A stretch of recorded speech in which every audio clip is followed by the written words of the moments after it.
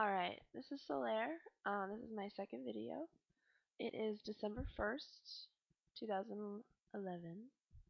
And today basically I'm just going to go through my add-ons that I use.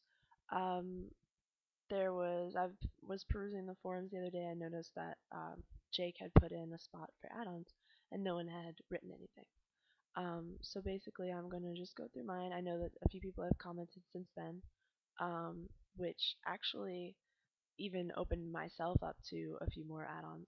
I haven't used them yet because I just downloaded them last night. But there were a few that I picked up from there, and then a few that I picked up by just going through the list in order of popularity on the Curse client. If you don't have the Curse client, I really suggest that you get it.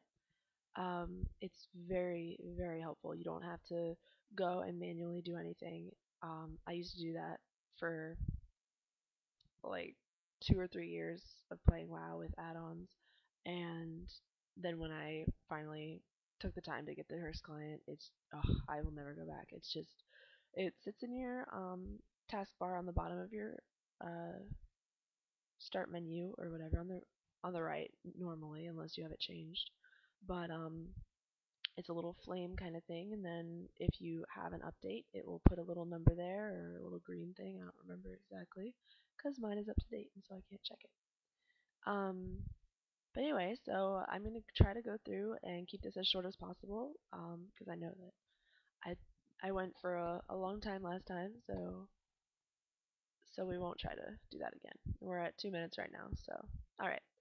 My first one is the Ackis recipe list, and basically that just scans your professions that you have, and it gives you information on how to find recipes that you need.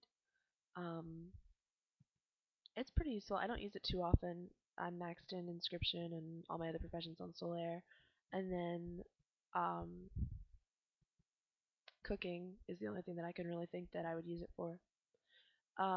The next one is AnnounceRes. I just downloaded this last night, so I haven't had a chance to see if it works really well or not, but it's an add-on that will announce to the party or raid when you are resurrecting someone.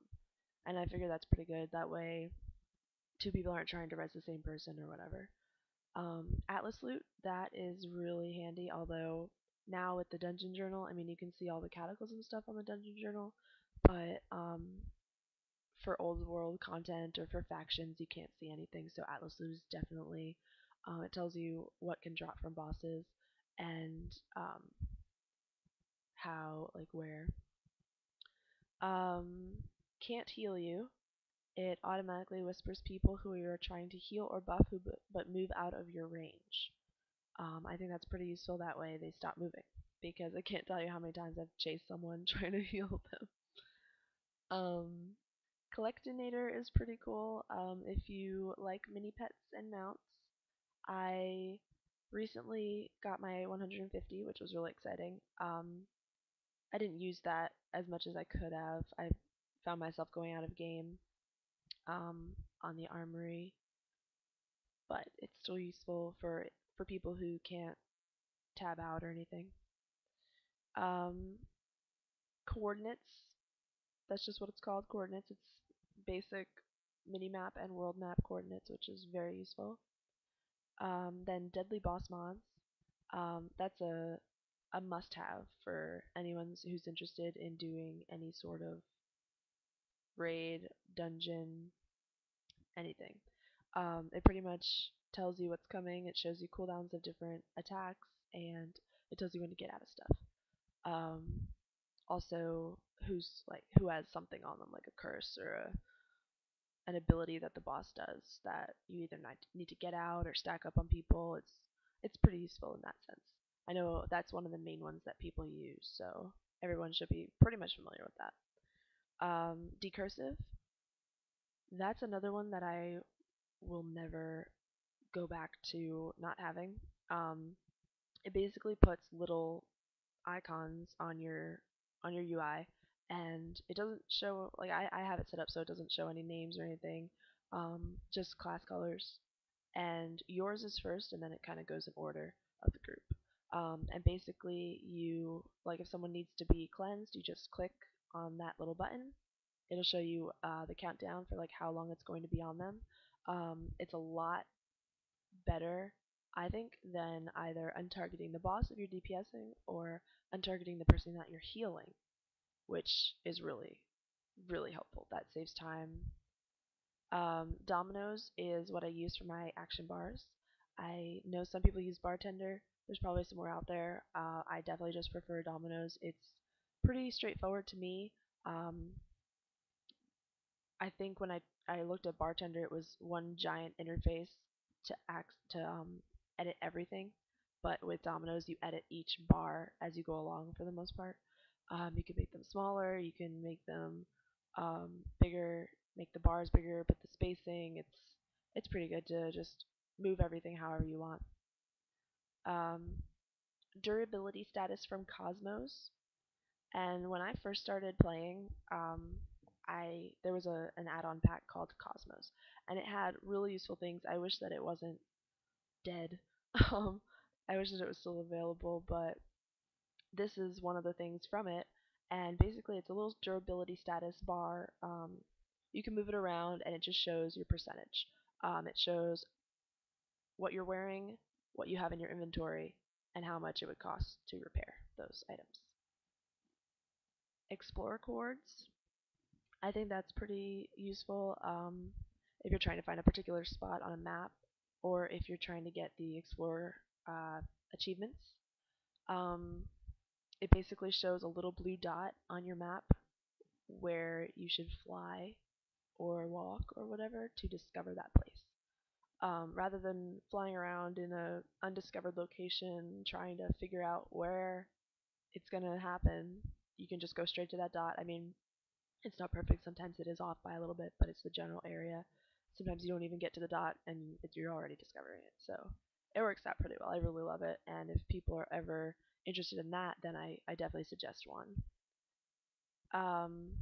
Gatherer, that's another one that a lot of people have.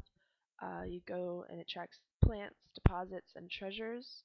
So ores, different herbs, everything. It actually also can give you announcements based on who's finding things in the guild.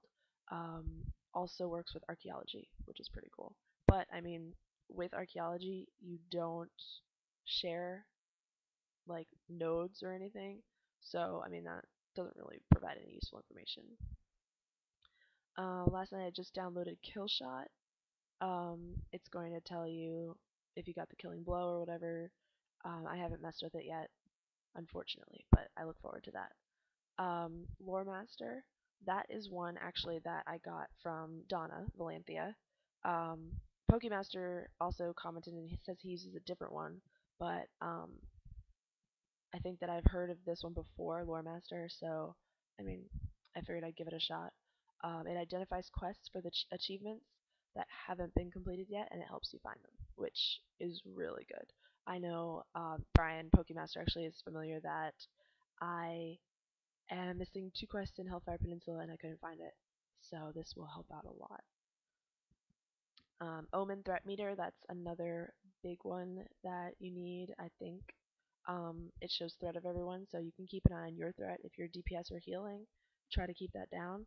If you're a tank, you need to know, like, you need to have all the threats. So, I mean, it makes sense. So you can see it right there, rather than, I think there's a little percentage above the mob's name, but other than that, there really isn't anything in the Blizzard UI. Prat 3.0, I use that for my chat.